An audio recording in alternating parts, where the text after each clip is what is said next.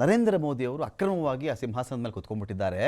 ಸಿಂಹಾಸನ ಬಿಟ್ಬಿಡಿ ಅಂತ ಕಿರಿಸ್ತಾ ಇದ್ದಾರೆ ರಾಮಲೀಲಾ ಕಡೆಯಿಂದ, ಡೈಲಿ ಕಡೆಯಿಂದ.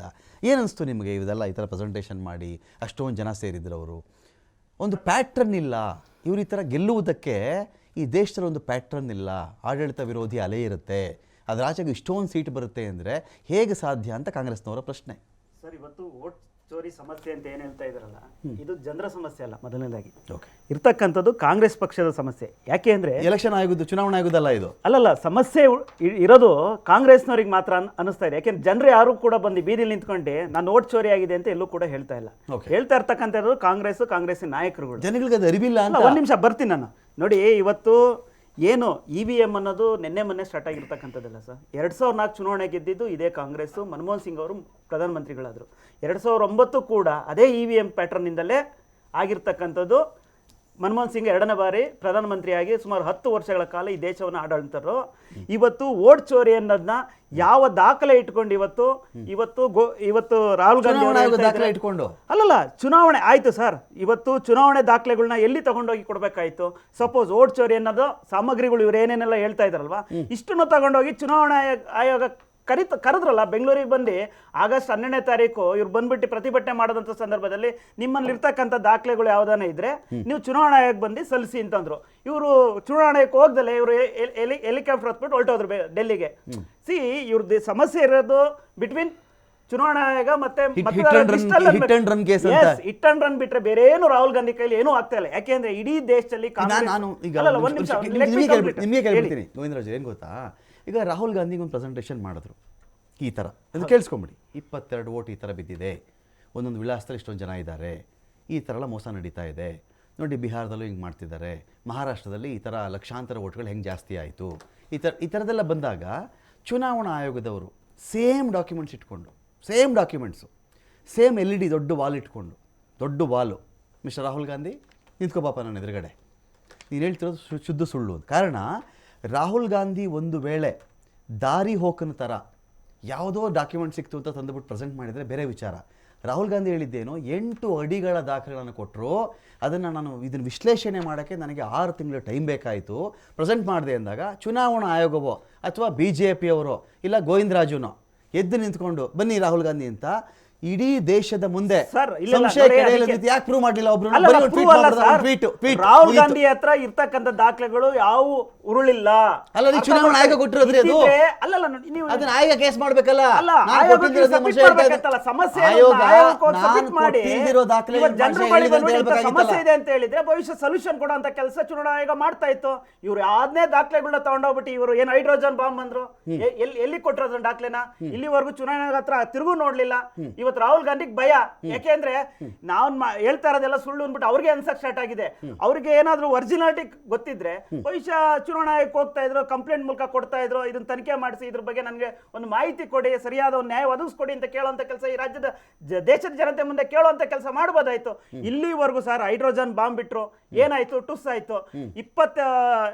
ಬ್ರೆಜಿಲ್ನ ಮಹಿಳೆ 22 ಕಡೆ ವೋಟ್ ಮಾಡಿದ್ದಾರೆ ಅಂತ ಯಾರು ಆರೋಪ ಮಾಡಿದ್ರು, ಅದೇ ಮಹಿಳೆ ಬಂದು ಹೇಳಿದ್ರು ನಾನು ಯಾವ್ದು ಓಟೇ ಹಾಕಿಲ್ಲ ಅಂತ. ಕರೆಕ್ಟ್ ಅಲ್ವಾ?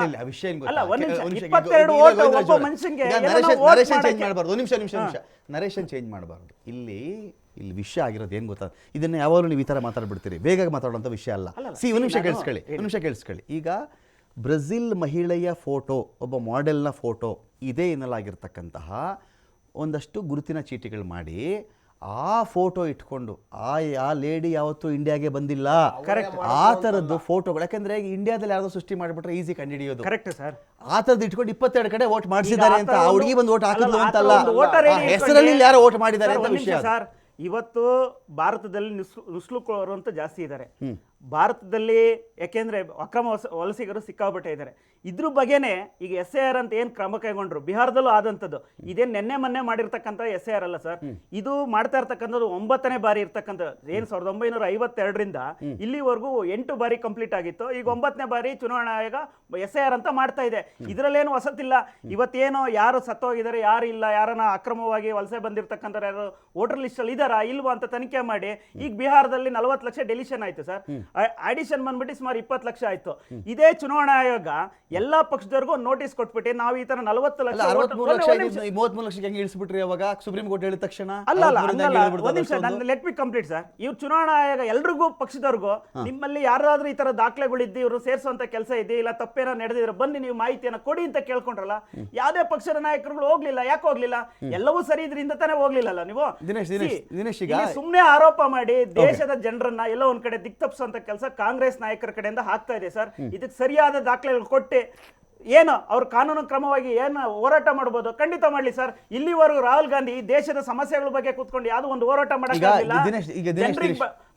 ಬರ್ತೀನಿ ದಿನೇಶ್ ಈಗ ಏನಾಗಿದೆ ಅಂದ್ರೆ ಈ ವೋಟ್ ಚೋರಿ ಅನ್ನೋ ವಿಚಾರ ಎಲ್ಲಿವರೆಗೆ ರಾಹುಲ್ ಗಾಂಧಿ ಮಾತ್ರ ಮಾತಾಡ್ತಾ ಇರ್ತಾರೋ, ರಾಹುಲ್ ಗಾಂಧಿ ಮಾತ್ರ ಈ ದೇಶದ ಚುನಾವಣಾ ಆಯೋಗದಿಂದ ಸಂತ್ರಸ್ತನಾಗಿರೋದು, ಆ ಮನುಷ್ಯನ ಸಮಸ್ಯೆ ಮಾತ್ರ ಇದೆ ಮತ್ತು ಇಶ್ಯೂ ಮಾತಾಡೋಕ್ಕೆ ಪೇಟೆಂಟ್ ತಗೊಂಡಿರೋದು ರಾಹುಲ್ ಗಾಂಧಿ ಮಾತ್ರ.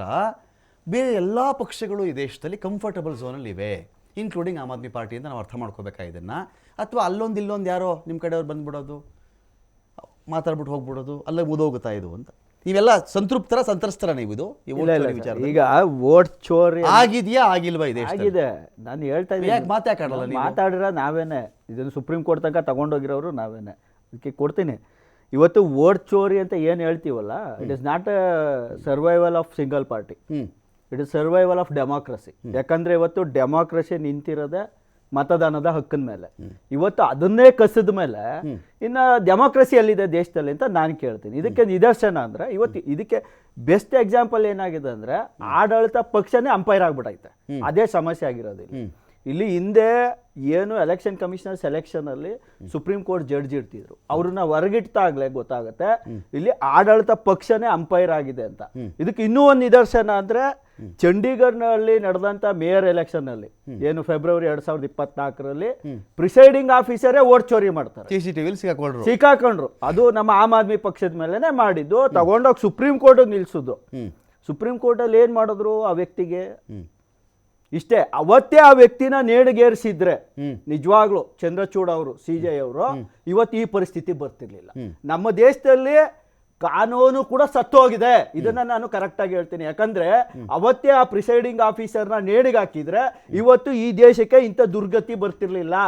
ಅದಕ್ಕೆ ಇದೆಲ್ಲ ಕಾರಣ ಆಗಿರೋದು. ಇವತ್ತು ಏನ್ ಮಾಡ್ತಾ ಇದಾರೆ, ಸತ್ತ ವ್ಯಕ್ತಿಲಿ ಬೇಕಾದ್ರೆ ವೋಟ್ ಅನ್ನ ಕ್ರಿಯೇಟ್ ಮಾಡ್ತಾರೆ, ಬದುಕಿರೋ ವ್ಯಕ್ತಿನ ತೆಗಿತಾರೆ, ಯಾರ್ಯಾವ್ದೋ ರಾಜ್ಯದಿಂದ ಕರ್ಕೊಬಂದು ಸೇರಿಸ್ಕೋತಾರೆ, ಒಬ್ಬನೇ ವ್ಯಕ್ತಿ ಕೈಲಿ 20 ಬೇಕಾದ್ರೂ ವೋಟ್ ಮಾಡ್ತಾರೆ. ಅಲ್ಲಪ್ಪ ಇವರು ನಾನು ಹೇಳ್ತೀನಿ ಕೇಳ್ರಿ, ಇವತ್ತು ಒಂದೇ ಒಂದು ಒಂದು ಬ್ಯಾಂಕ್ಗೆ ನೀವು ಆಧಾರ್ ಕಾರ್ಡ್ ಲಿಂಕ್ ಮಾಡಿ ಅಂತೀರಿ, ಒಂದು ಪ್ಯಾನ್ ಕಾರ್ಡ್ಗೆ ಆಧಾರ್ ಕಾರ್ಡ್ ಲಿಂಕ್ ಮಾಡಿ ಅಂತೀರಿ, ಒಂದು BPL ಕಾರ್ಡ್ಗೆ ಆಧಾರ್ ಲಿಂಕ್ ಮಾಡಿ ಅಂತೀರಾ. ಒಂದೇ ಒಂದು ವೋಟರ್ ಐಡಿಗೆ ಒಂದು ಆಧಾರ್ ಕಾರ್ಡ್ ಯಾಕೆ ಲಿಂಕ್ ಮಾಡ್ತಾ ಇಲ್ಲ? ಅಲ್ಲಿಗೆ ಇದು ರಷ್ಯಾ ಮಾದರಿ. ರಷ್ಯಾದಲ್ಲೂ ಹಿಂಗೆ ನಡೆಯೋದು. ಬೇಕಾದ್ರೆ ನೀವು ಕಂಪೇರ್ ಮಾಡಿ, ಅಲ್ಲೂ ಅರ್ಧ ಪ್ರಜಾಪ್ರಭುತ್ವ ಅಂತಾನೆ ಕರೀತಾರೆ. ಅಲ್ಲೇನಾಗ್ತಾ ಇದೆ ಎಲೆಕ್ಷನ್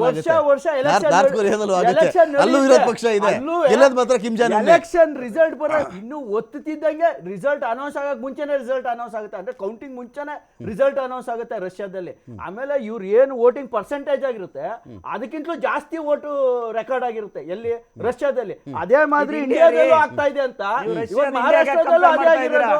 ರಷ್ಯಾ ಮಾದರಿ ಲೆಕ್ಕದಲ್ಲೇ ಮಹಾರಾಷ್ಟ್ರದಲ್ಲೂ ನಾವು ಏನು ವೋಟರ್ಸ್ ಗಿಂತ ಜಾಸ್ತಿ ವೋಟಿಂಗ್ ಪರ್ಸೆಂಟೇಜ್ ಜಾಸ್ತಿ ಆಗ್ತಾ ಇದೆ. ಅಲ್ಲಿಗೆ ಇಲ್ಲಿ ರಷ್ಯಾ ಮಾದರಿ ಎಲೆಕ್ಷನ್ ಏನನ್ನ ಮಾಡ್ಬೇಕಲ್ರಿ ನೀವು?